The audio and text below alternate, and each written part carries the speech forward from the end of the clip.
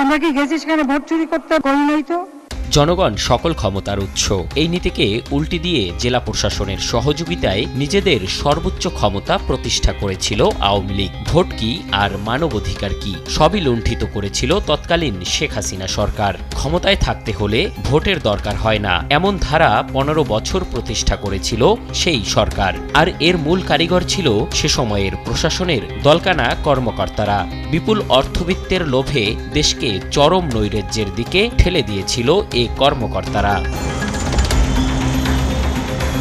একাদশ জাতীয় সংসদ নির্বাচনে দেশের অন্যান্য নির্বাচনী এলাকার মতো রাতেই ভোট হয়েছিল বরিশাল 1 আসনে। সেখানে নির্বাচন করেছিল শেখ হাসিনার ফুফাতো ভাই আবুল হাসনাত আবদুল্লাহ। সেই নির্বাচনে নৌকা প্রতীকে আবুল হাসনাত আবদুল্লাহ 2,05,502 ভোট পান। অন্যদিকে তার প্রতিদ্বন্দ্বী বিএনপির জহিরুদ্দিন স্বপন 1,305 ভোট পেয়েছিলেন, যা শুধু অবাক করা কাণ্ডই নয়, অসম্ভব ব্যাপারও। আর এই অসম্ভবকে সম্ভব করেছে সেখানকার জেলা প্রশাসক অজিউর রহমান।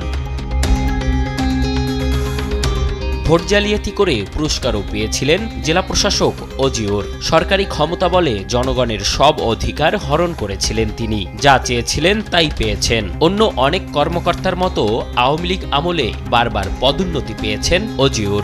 সর্বশেষ বাংলাদেশ রাবার বোর্ডের পরিচালক হিসেবে নিয়োগ দেয়া হয় তাকে। সম্প্রতি তাকে ওএসডি করা হয়েছে।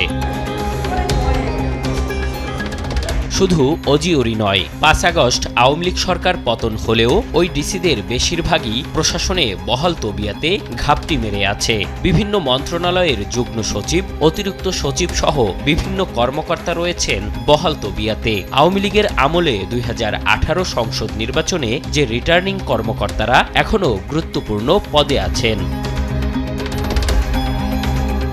মাগুরার জেলা প্রশাসক মোহাম্মদ আলী আকবর। সর্বশেষ তিনি অর্থ মন্ত্রণালয়ের যুগ্ম সচিব হিসেবে আর্থিক প্রতিষ্ঠান বিভাগে দায়িত্বরত ছিল। সম্প্রতি তাকে ওএসডি করা হয়েছে। মাগুরার জেলা প্রশাসক থাকাকালীন রাজা সীতারাম রায়ের স্মৃতিচিহ্ন ও 300 বছরের প্রাচীন একটি পালঙ্ক চুরির অভিযোগও রয়েছে তার বিরুদ্ধে। ঝিনাইদহের জেলা প্রশাসক ছিলেন সরোজ কুমার নাথ। তাকে পরিচালক হিসেবে বাংলাদেশ রাবার বোর্ড চট্টগ্রামে বদলি করা হয়েছে, কিন্তু তিনি এখনও যোগদান করেননি সেখানে। আমরা আমাদের নেত্রীকে নিয়ে গর্ববোধ করি। নওগাঁর জেলা প্রশাসক ছিলেন মোহাম্মদ মিজানুর রহমান। সর্বশেষ তিনি শিক্ষা মন্ত্রণালয়ের যুগ্ম সচিব হিসেবে কারিগরি শিক্ষা অধিদপ্তরের পরিচালক ছিলেন।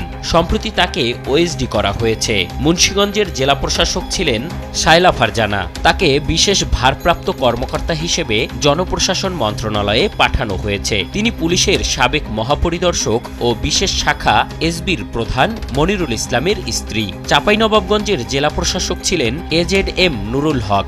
সর্বশেষ তিনি প্রবাসী কল্যাণ ও বৈদেশিক কর্মসংস্থান মন্ত্রণালয়ের যুগ্ম সচিব হিসেবে কর্মসংস্থান অনুবিভাগের দায়িত্বরত ছিলেন।